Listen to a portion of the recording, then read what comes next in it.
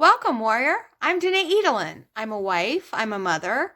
I'm founder of the National Alliance on Mental Illness NAMI Brown County affiliate. And I am Ohio News Media Hooper Award winner for my original column related to mental health. And this is actually the sleep episode. My first psychiatrist said, when it comes to mental illness, it all comes down to sleep. And that is so true. Basically, what happened to me the first time I was hospitalized is I went 5 nights without sleep.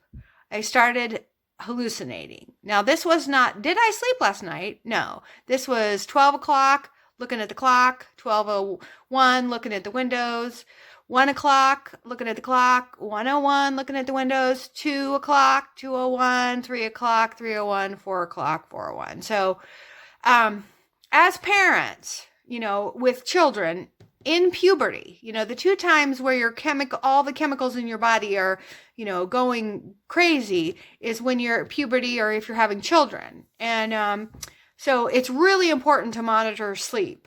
I wish everybody knew that sleep is so critical to mental health.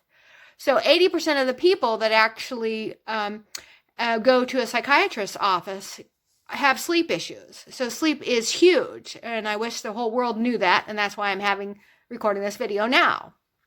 So anyway, what's really important is to adopt a sleep hygiene, and that's lack of a blue screen for an hour before you go to bed. That's a good thing to do. I have to watch my caffeine. I cannot have caffeine after 5 o'clock, or really it's earlier in the day, 3-ish, 2-ish. I need to stop having caffeine. I can only have 1 cup of coffee a day. So caffeine is very important with regards to sleep. And basically what happened to me that first time is I was not sleeping. And so as Dr. Brittany Bussey says, the brain is the most marvelous organ in the universe, as far as we can tell, but it's also the most fragile. So there were memories, basically hallucinations can affect any of your 5 senses. So for me, I started smelling lavender. I was hearing voices and I was seeing things. So it's very scary. One of the things that really helped me, which sounds ironic, is I come from a family of preachers and teachers. And when I got scared, I started praying. And that was the only thing that seemed to help with some of the hallucinations that I was having. So what I like to say is prayer saved my life in psychosis. So, and what I mean by that is not, I had a habit of praying. And, when I was a little girl and I would have a bad dream, my mother would say, well, just say Jesus' name.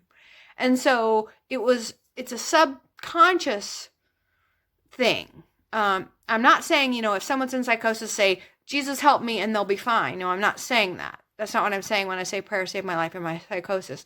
The habit of prayer helped me stay connected to reality. Okay.